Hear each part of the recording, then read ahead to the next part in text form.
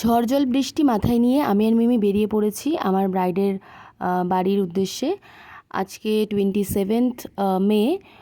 তোমরা সবাই জানো 26th মে কীরকম দুর্যোগ ছিল। তো আমি 27th মেতে ভাবছিলাম কিভাবে যাব আমার কাজে। তারপর অত টেনশন না করে বেরিয়েই পড়েছি। আমরা প্রায় 2:30 নাগাদ বেরিয়ে পড়েছি, 3টের মধ্যে পৌঁছে গেছি।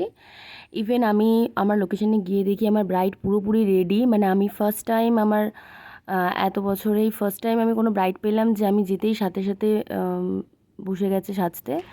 তার আগে একটু বলে দিই, আমার থার্ড ব্যাচ 26th মে থেকে হওয়ার কথা ছিল, বাট ওয়েদারের কারণে 2nd জুন থেকে স্টার্ট হচ্ছে। নেল ব্যাচটাও একটুখানি পেঁচাচ্ছে। আমি ডেট ফিক্সড হলে আমি জানিয়ে দেবো তোমাদেরকে।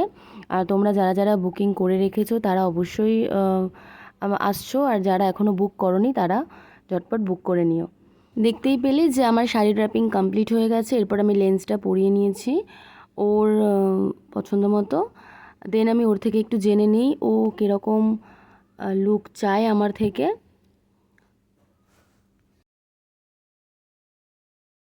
হ্যালো, আমি দিয়া। আজকে আমার ব্রাইড কাঞ্চন। তো তুমি বলো তোমার কীরকম লুক চাই? আমার সাবেকি সাজ চাই, আর তোমার মতন সুন্দর করে সাজিয়ে দেবে, আর কিছু চাই না। আর চোখটা? চোখটা টানা টানা এঁকে দেবে, ব্যাস। ঠিক আছে। তোমরা শুনতেই পেলে কী কী রিকোয়ারমেন্ট ছিল তো আমার ব্রাইডের। ওর আজকে যেহেতু বুকিং ছিল সামারের, তো হুডা দিয়ে আমি কাজটা পুরোপুরি করেছি। আর ওর যা যা পছন্দ যেরকম সেরকমভাবেই জেনে নিয়ে আমি করছিলাম কাজগুলো পরপর। আমি সেটাই করে থাকি, আমার ব্রাইডদেরকে জিজ্ঞেস করে তাদের পছন্দ মতো লুক দেওয়ার চেষ্টা করি সব সময়। আই মেকআপটাও পুরোপুরি ওর পছন্দ মতোই করেছি। ও ঠিক যেরকম যেরকম বলেছে সেরকম। আমার ব্রাইডের সাথে সাথে ওর বাড়ির লোকও ভীষণ ভালো। মানে আমার এক একটা লুক কমপ্লিট হচ্ছিল আর ওরা বারবার এসে কমপ্লিমেন্টস দিচ্ছিল। আর একজন আর্টিস্টের কাছে ভালো ভালো কমপ্লিমেন্ট পাওয়াটা কত বড় ব্যাপার সেটা। ইভেন ও ফুল রেডি হওয়ার পর যখন রুম থেকে বেরিয়ে ওর ভেন্যুতে যাচ্ছিল, সেই টাইমে ওর রিলেটিভসরা বলছিল যে মা লক্ষ্মী বেরাচ্ছে ঘর থেকে। এটা আমার কাছে সব থেকে বড় পাওয়া। এর থেকে বেশি আর কিছু সত্যি আমি চাই না।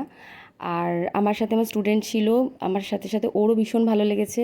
নিজের চোখের সামনে ফার্স্ট রিয়েল ব্রাইড রেডি হতে দেখেছে, তো ওর নিজের খুব ভালো লেগেছে। আর আমি এইভাবেই আমার প্রত্যেকটা স্টুডেন্টকে আমার প্রত্যেকটা কাজে নিয়ে যাওয়ার চেষ্টা করি, যাতে ওদেরও এক্সপিরিয়েন্স হয়, ওরাও যাতে কাজ করতে পারে একদম নির্ভয়ে। তো আমার নেক্সট 4th ব্যাচ স্টার্ট হবে সেপ্টেম্বর থেকে। তোমরা যারা চাইছো ঝটপট জয়েন করে ফেলো। আমার ব্রাইড পুরো রেডি। আর একটা কথা বলি, আমার ব্রাইডের যেহেতু 1 বছর চুল কাটতে পারবে না, সেজন্য ও সামনের হেয়ারটা এত ছোট করে কেটে ফেলেছিল। হেয়ারস্টাইল করতে ভীষণ প্রবলেম হয়েছে। তো তোমরা এই ভুলটা করো না। আর আমার ব্রাইডের মুখ থেকে শুনে নি ওর কেমন লেগেছে। হ্যালো কাঞ্চন, তো বলো তোমার আমার কাছে সেজে কেমন লাগলো? খুব সুন্দর লাগছে, আমি নিজেকে নিজে চিনতেই পারছি না, এত সুন্দর সাজিয়েছে। হ্যাঁ ঠিক। আচ্ছা তুমি কিছু বলো। আমার তো কিছু বলাই না, অসাধারণ। কোয়েল আমাকে বুক করেছিল ওর দিদির বিয়ের জন্য। তো আমরা কাজ কমপ্লিট করে এখন আমরা বেরিয়ে পড়েছি বাড়ি যাওয়ার উদ্দেশ্যে। যখন এসেছি তখন বৃষ্টি পড়ছিল, মানে ভিজে ভিজে ঢুকেছি, কিন্তু এখন পুরোপুরি বৃষ্টি থেমে গেছে।